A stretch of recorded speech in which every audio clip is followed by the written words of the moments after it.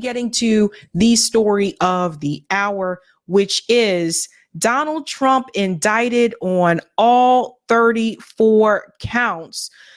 So this is the story that is, I guess, trending this week. It has a lot of people have a lot of things to say. I want to show you how liberal media is talking about this, because I think liberals are assuming that this is a win for the Democratic Party. This is not necessarily a win for the Democratic Party. And I'm going to explain to you, while even though that Donald Trump has been found guilty on all 34 counts, that doesn't mean that Donald Trump still can't be president of the United States. And we'll get into the logistics of that. But first, I want to start here. This clip here from Rachel Maddow, where we get into what happens next. Let's go ahead and dive in here. And you guys know Rachel Maddow is very proud and happy about this. Now that Trump has been found guilty, one of the things we've been talking about, Joy, you were raising this with me in your conversation with Mary as well, is the next step in the process, of course, sentencing. Trump's sentencing hearing has been set. It will be July 11th at 10 a.m. Eastern. Until then, Trump has bail conditions, of course, because he's a criminal defendant. His bail conditions have not changed. He's still out on his own recognizance without bail, so he's free to move about the country the way he wants to. But he was found guilty today on all 34 counts that he was charged with. And each of those counts, in terms of the sentencing, carries with it the possibility of up to 4 years in prison. Judge Merchan is likely, if he does impose any prison sentence, he's likely to impose sentences concurrently. That means that he wouldn't be stacking up 4 years and then 4 years and then 4 years and then 4 years. That would mean that Trump would be serving each of his up to 4 year sentences simultaneously, not as a 136-year string of back-to-back sentences. In terms of whether he actually will be. Pause for just a second, because I want to explain something here too in reference to the sentencing. So he is set for a sentence hearing July 11th, but that doesn't mean that Trump will be sentenced to jail right after that hearing. There's probably going to be a process of appeals that his lawyers will go through. Also, this doesn't mean that Trump is going to jail. And I don't know why a lot of people assume that. But people out there are assuming it. Yeah, he's going to jail. You don't know that. You got to remember, he's a billionaire. You think he hasn't been in legal situations before? I know he has. Particularly, I know he's been in legal situations in the 70s and also in the 80s. I have to check on the 90s. But this does not mean that he is going to jail. I want to be very clear about that, because I don't want people to get their hopes up and like, yay, he won't be able to continue his run for president. Not necessarily, bud. Let's continue. Be incarcerated, whether he'll end up behind bars in a prison somewhere. That is unclear. It's not necessarily required by any means. Judge Merchan could impose a sentence of probation with no prison time involved. That would still mean Trump would become the first former president required to regularly report to a probation officer. It could mean that the bar for him to be jailed if he committed other crimes in the future could be lowered to the floor. Him being on probation would mean the ability to jail Trump would effectively be instantly effectuatable if he committed any other crimes, which is a weird way to live, let alone a weird way to live as a presidential candidate or indeed potentially a president. Sorry. All of that, how Trump's sentence will eventually physically manifest and restrain him in one way or the other, all of that is likely far off. Trump will almost certainly appeal the verdict today. That appeals process will almost definitely push all of this past the election. Being found guilty does not bar you from running for president. But what does Trump's sentencing mean in terms of what actually happens before the election? I mean, practically speaking, it means that Trump will be back in a Manhattan courtroom with the news of these 34 guilty verdicts back on the front pages across the country at his sentencing hearing on July 11th, 4 days after that on July 15th, unless the Republican Party changes course. That'll be the start of the Republican National Convention that will nominate him for the presidency. Joining us now is somebody who has direct experience with these matters. She's a former assistant district attorney in the Manhattan District Attorney's Office, Catherine Christian. Catherine, thanks for being with us on this. Let me ask if I... Before she continues, let me just make my prediction, what I feel like the Democratic Party is trying to do. What I think they are trying to do is they're hoping that Trump will be sentenced, that this will push the Republican Party to push Donald Trump out of the race and insert a Nikki Haley or Nikki Haley like figure. I think the Democratic Party wants that. You have to remember Nikki Haley, when she was running for the Republican primary, most of the votes that she was receiving in those states did not come from registered Republicans. There were Democrats that were voting for her. There were independents that were voting for her. But the Republican Party base actually was heavily in favor of Donald Trump during the primary. The Democratic Party, though, they just are totally fine with another neocon in that position, anyone with Trump.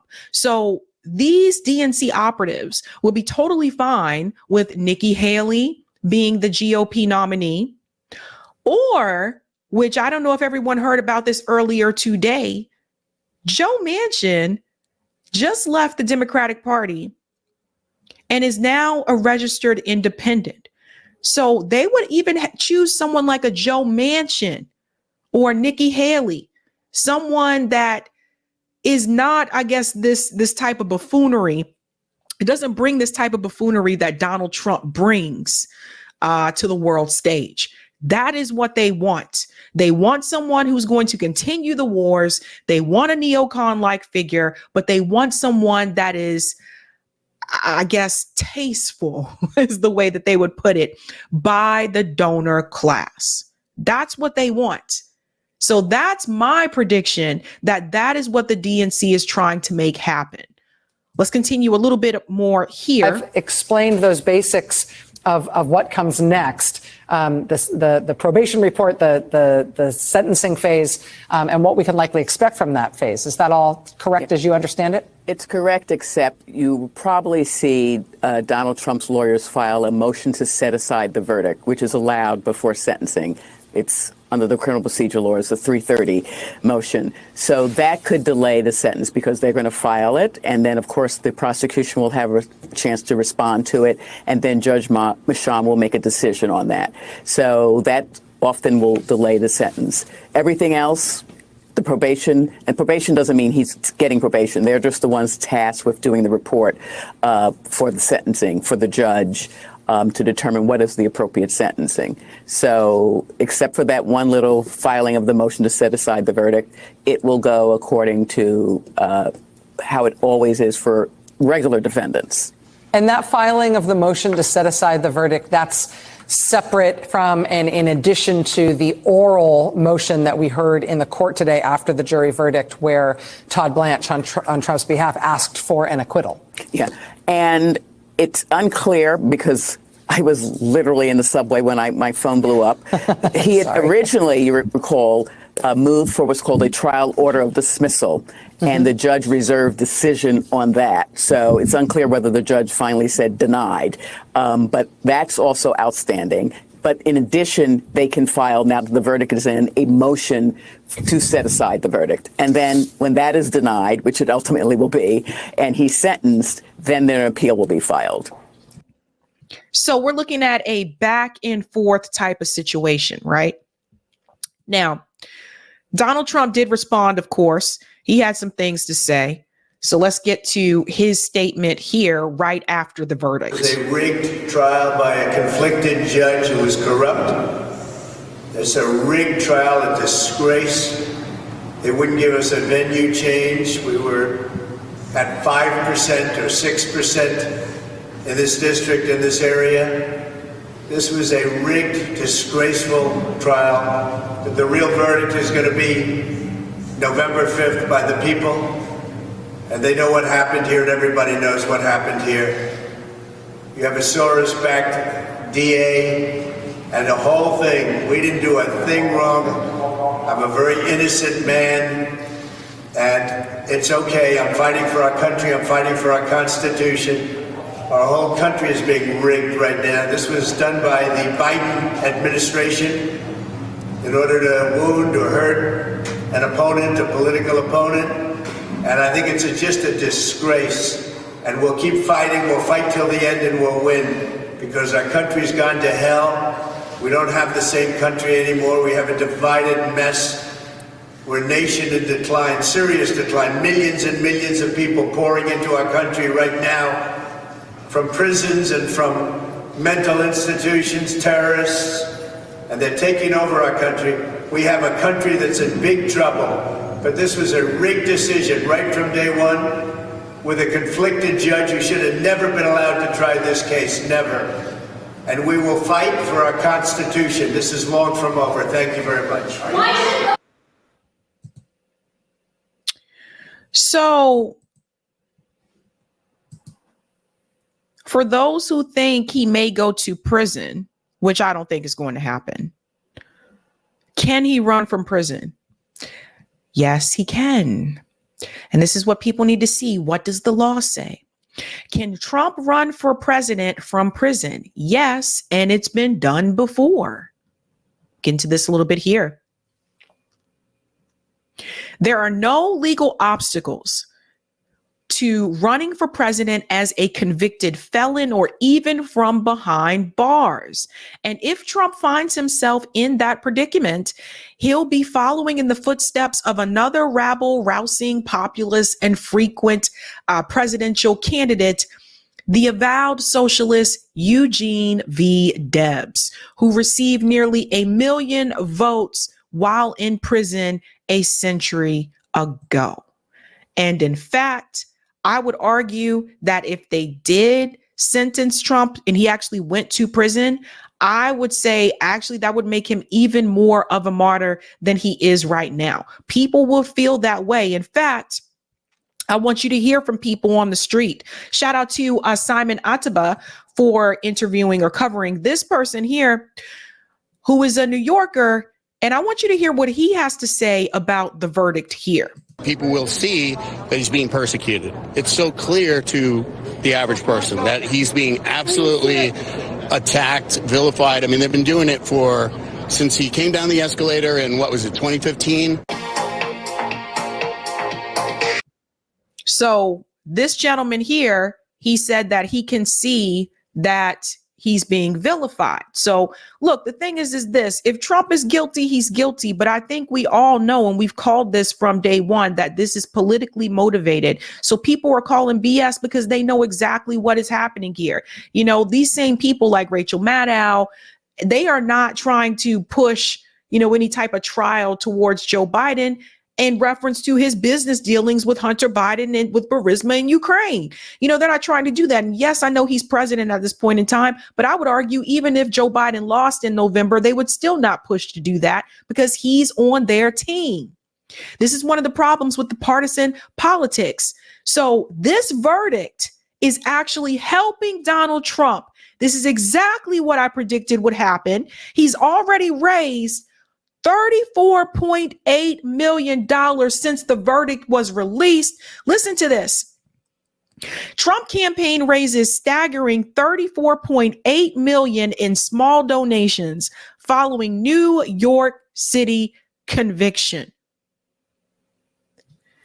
They have made Donald Trump a martyr. Now, even people who weren't even thinking about voting for Donald Trump might change their mind and be like, this is some bullshit. So they may do it just out of spite. Don't believe me? Talk to people on the street. Ask them how they feel about this, right? People see the hypocrisy. They're like, where was this for the Democrat politicians? They're all corrupt. They're all corrupt. And I don't want Trump or Biden. But we can see that this is politically motivated. All this over hush money. Meanwhile, all of these former presidents who are certified war criminals that have killed all these civilians, brown people, black and brown people abroad, I don't see anybody trying to lock up Bill Clinton. I don't see anybody trying to lock up George W. Bush or Barack Obama. Those are the people that we should be pushing to lock them up for killing all those people. No, they're wasting taxpayer dollars on hush money. I don't even care about. I don't care I don't care about who you slept with, this former porn star or whatever. Who cares? That's what they got us focused on. And they already got the t-shirts, fam. They already got the t-shirts. Look, I told you they were making him into a martyr. So this gentleman here has on a t-shirt, there's a mug shot of Donald Trump and it says legend. Legend. You see, they already put in the links here for people to go buy the shirts. This is going to increase Donald Trump's popularity because it's the timing of it all. If Donald Trump wasn't running for re-election, would they have moved forward with these trials as quickly as they have? Would they have done them at all? The timing of it. And then you look at the supporters. Now, this is New York City. Caleb Maupin says big crowd at Trump Tower, mainly supporters, even here in Democrat stronghold, New York City. Let's see what Caleb said here. Here at Trump Tower, the day after Donald Trump was convicted. As you can see, there's a big crowd here. A lot of Trump supporters, actually. You'd think because it's New York City, it would only be protesters. But actually, it's a lot of Trump supporters here. So interesting to be here. Here at Trump. So what I wanted to tell you guys is that when you think about electoral politics in New York, people say, well, New York is a blue state. Yes, it is. It's mainly blue, though, because of New York City, because there's so many people in New York City, and that's what keeps the state blue. But as you go further north of New York City, particularly upstate, there are red areas throughout the state. There just aren't as many people there to outnumber those that are in New York City. But even in New York City, there are Trump supporters. And some people find this alarming. People find it alarming when I say there's Trump supporters here in the Boston area of Massachusetts. There are Trump supporters here. Go to Staten Island in New York. You'll find a lot of Trump supporters. Staten Island is typically conservative. So this is the thing. All those people out there to support Donald Trump, again, in a blue city. That's right, David. Same with Western Mass. Exactly. That's right. Yes, Ozzy, New York State is a huge state. Yeah, people forget New York State isn't just New York City, right? So people are coming out to support Donald Trump. There's more people out there supporting him, Caleb said, than opposing him. What does this tell you? I'm going to give it about a week or so. Let's get to mid-June, and I'm going to check the poll numbers again, because I am very much convinced that this whole ordeal and this verdict is actually going to increase Trump support again. And I would not be surprised if Trump support is going to increase again with, the Hispanic community and the African American community because of this and the way that it was done. So for the people who are cheering and they're saying, we got him, we got him. Listen to what my comrade Rome says at Revolutionary Blackout Network. Rome created this short the other day. Listen to what Rome says here. We got him, y'all.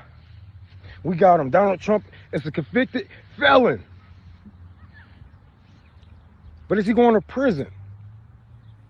The man can still become your president. So what did you actually get out of this? See, while you guys were paying attention to the stage and the puppets that was talking while they put on a show of political theater, the Biden administration just gave Ukraine the okay to use U.S. missiles on Russia. So we got him. We got him, y'all. But what did you actually get? Nothing. The man can still become your president, and you are a step closer to World War III. I wish you guys actually paid attention to what's going on and not what they are showing you. What they're showing you is what they want you to see.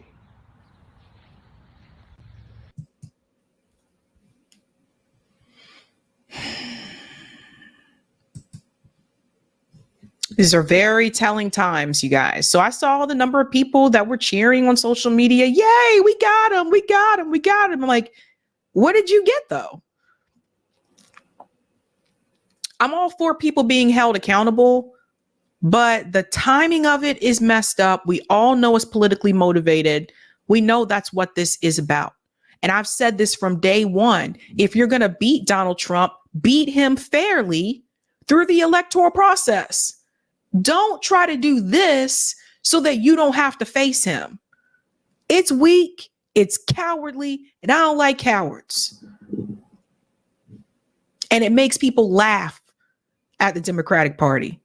So don't be surprised, and I've given you this warning, don't be surprised if you see more African-American voters come out and support Trump this time around than before. The polls are already leaning that way.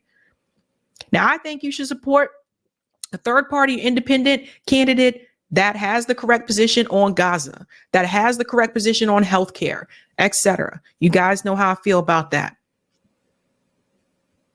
But the reality is, I think Donald Trump is going to win this election. He's already beating Biden in the swing states. And that's what you need in order to win. Because at the end of the day, it doesn't matter what happens in California. It doesn't matter. It doesn't matter what happened in California, Washington State, Massachusetts. It doesn't matter. It matters what happens in those swing states. Let's get to some of the comments here, guys. Thank you for the super chat, Tim. Ding dong, the witch is dead. Witch, oh witch, the wicked witch. Ding dong, the witch is dead. LOL, nah, Trump will win in November because of Genocide Joe. It's a mess, man. I never thought I'd see this ever in my adult life, by the way. I never thought I would see this happen, like in this country. Huey says Trump's Atlanta case will be the serious one, not this. Good point there, Huey. Thank you, Samantha. Rachel Maddow is salivating at this. Oh, yeah, she was eating this up. She was eating this up. Miss Russia Gate herself. Thank you, Sparky. The RNC never wanted Trump and helped sabotage him in 2020. RNC are uniparty globalists. Rank and file Republicans voted for him, but Republican leadership want a 100% pawn of the establishment. Well, he is a billionaire. He's still part of the establishment to me. Thank you, Tim. Silicon Valley hard Dems donated $300K to him. SMH. This is wild. It's wild, fam. Thank you, Maria. How would hush money paid in 2017 be election interference or influence for a 2016 election that was already over and done with? These are good questions, Maria. Because the DNC says so. David says, I remember feeling the same way when Ken Starr made a big fuss over Clinton and Lewinsky. It's dumb and clearly meant to be a distraction from all these people's criminal activities. That's right. That's right. And thank you, Maria. Ukraine Joe ain't running anything. Antony Blinken is the one running things. They make sure Biden has plenty of ice cream and tell him what to say. Well said there, Maria. Crazy times that we are living in, folks. Maybe Cat Williams was right. He said 2024 is going to be the year all lies will be exposed.